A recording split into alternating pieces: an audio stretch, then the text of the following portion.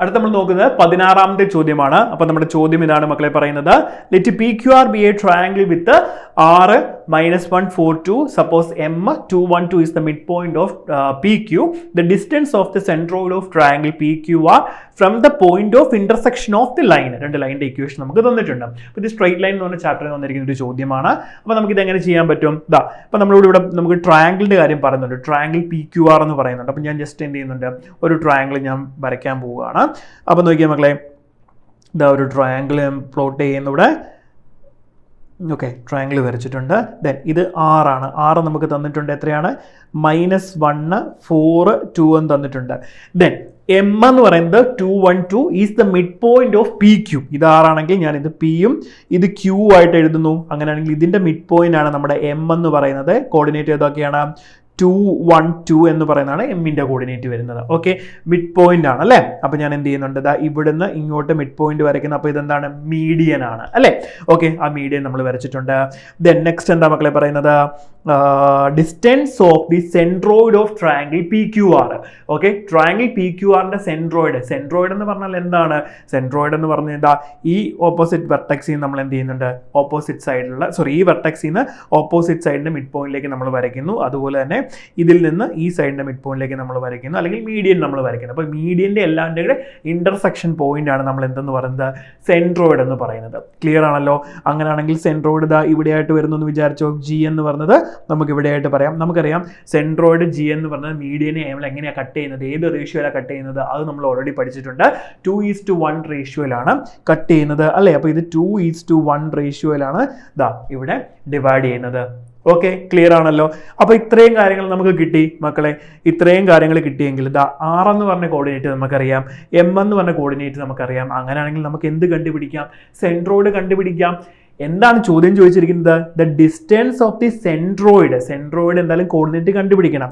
Okay, distance of the centroid of triangle PQR from the point of intersection. Okay, അപ്പോൾ point of ഇന്റർസെക്ഷനിൽ ഈ കോർഡിനേറ്റുകൾ കണ്ടുപിടിക്കുക. Then സെൻട്രോയിഡിന്റെ കോർഡിനേറ്റും കണ്ടുപിടിച്ച് കഴിഞ്ഞാൽ നമുക്ക് എന്ത് ചെയ്യാൻ പറ്റും? അതിന്റെ ഡിസ്റ്റൻസ് കണ്ടുപിടിക്കാൻ പറ്റത്തില്ല എളുപ്പത്തിൽ. ഓക്കെ, അത്രേ ഉള്ളൂ നമ്മൾ പറയുന്നത്. അപ്പോൾ ഞാൻ ഫസ്റ്റ് എന്ത് ചെയ്യുന്നുണ്ട്? സെക്ഷൻ ഫോർമുല വെച്ചിട്ട് നമ്മൾ എന്ത് കണ്ടുപിടിക്കാൻ പോവാണ്? സെൻട്രോയിഡ് കണ്ടുപിടിക്കാൻ പോവാണ്. ക്ലിയർ ആണല്ലോ മക്കളെ? അപ്പോൾ നമുക്ക് സെൻട്രോയിഡ് കണ്ടുപിടിക്കാം. ഓക്കെ, ദെൻ നമ്മുടെ ഫോർമുല എങ്ങനെയാണ് വരുന്നത് നോക്കിക്കേ. സെൻട്രോയിഡ് കണ്ടുപിടിക്കാൻ പോവുകയാണ്. അപ്പോൾ ജി. ഓക്കെ, ജി ആണ് നമുക്ക് വേണ്ടത്.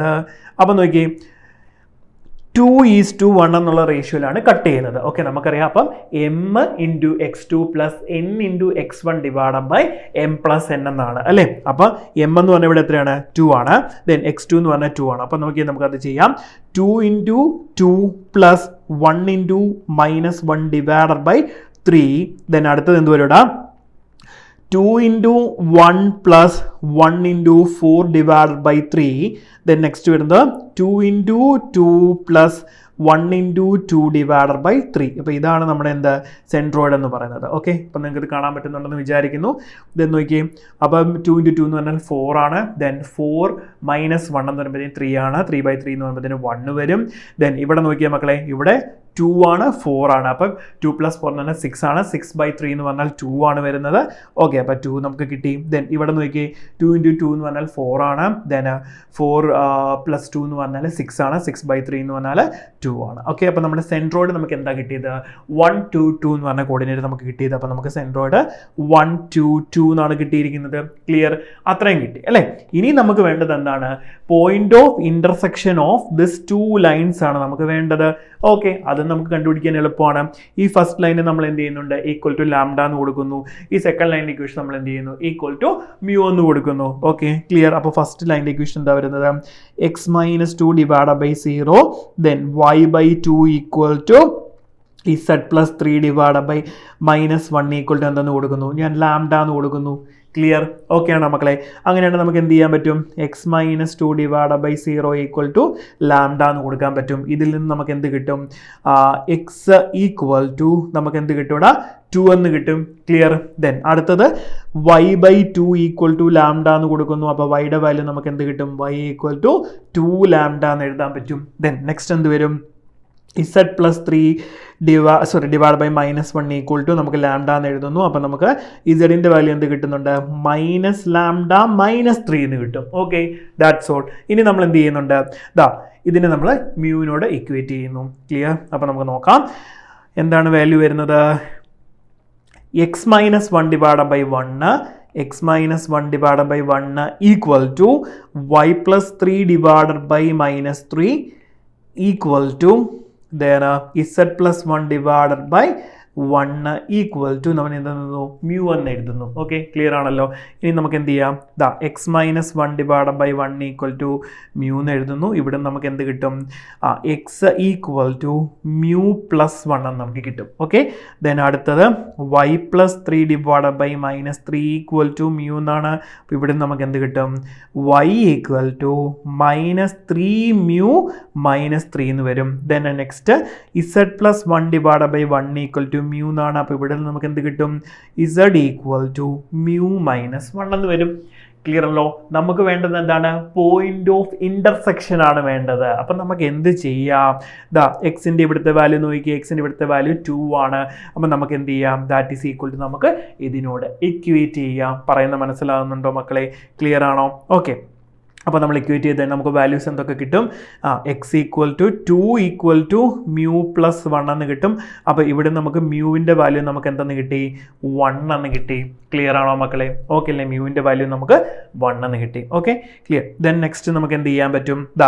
ഈ y ഈക്വൽ ടു 2 ലാംഡ ആണ്. അപ്പോൾ 2 ലാംഡയും ഇതിൽ കൂടെ നമുക്ക് എന്ത് ചെയ്യാൻ പറ്റും? ഇക്വേറ്റ് ചെയ്യാൻ പറ്റും. അപ്പോൾ നോക്കിയേ 2 ലാംഡ ഈക്വൽ ടു -3 മ്യൂവിൻ്റെ വാല്യൂ 1 ആയതുകൊണ്ട് -3 എന്ന് വരുന്നുണ്ട്.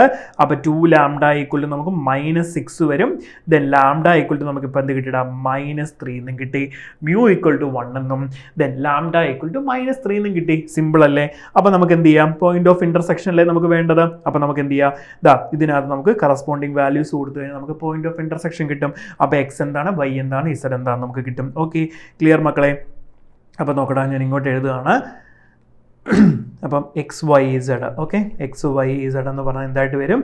പോയിന്റ് ഓഫ് ഇന്റർസെക്ഷൻ നോക്കുകയാണെങ്കിൽ 2 ദെൻ ലാംഡയുടെ വാല്യൂ -3 ആണ്. അപ്പോൾ 2 ലാംഡ എന്ന് പറയുമ്പോഴത്തേനും -6 വരും. ദെൻ നെക്സ്റ്റ് എന്ത് വരും? മൈനസ് ലാംഡ -3 എന്നാണ് വരുന്നത്. അപ്പം അത് 0 ആയിട്ട് വരും. ഓക്കെ, ക്ലിയർ ആണല്ലോ? അപ്പോൾ ഇത്രയും കാര്യങ്ങളാണ് നമുക്ക് കിട്ടും. അത് നമുക്ക് 0 ആയിട്ട് കിട്ടും. ഓക്കെ, ശരിയാണ്. Okay, 2 lambda then 0.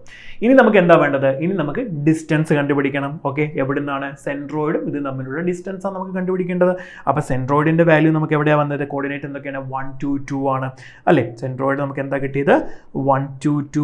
ഓക്കെ, 1 2 2 ആണ്. അപ്പോൾ നമുക്ക് എന്ത് വേണം? ഇത് തമ്മിലുള്ള ഡിസ്റ്റൻസ് കണ്ടുപിടിക്കണം. ഓക്കെ, അപ്പോൾ ഡിസ്റ്റൻസ് നോക്കിക്കുക എന്ത് വരും? Distance equal to √1 - 2 whole square plus 2 + 6 whole square then 2 - 0 whole square. അപ്പോൾ എന്ത് വരും മക്കളെ? നോക്കിയടാ, ഇത് വന്നിട്ട് √1 പ്ലസ് ഇത് വരുമ്പോഴത്തേന് 8ൻ്റെ സ്ക്വയർ എന്ന് വരുമ്പോഴത്തേന് 64 ആണ് വരുന്നത്. ദെൻ ഇത് വരുമ്പോഴത്തേന് 2ൻ്റെ സ്ക്വയർ 4 ആണ് വരുന്നത് അല്ലേ? അപ്പോൾ നമുക്ക് എന്ത് വരും? √69 എന്നായിരിക്കും ഫൈനൽ ആൻസർ വരുന്നത്. ഓക്കെ, √69 ആണ് നമ്മുടെ ഫൈനൽ ആൻസർ. നോക്കി നമ്മുടെ ഓപ്ഷനിൽ √69 ഉണ്ടോ എന്ന്? യെസ്, √69 ഉണ്ട്. ഓപ്ഷൻ 3 ആണ് നമ്മുടെ ആൻസർ. Okay, clear?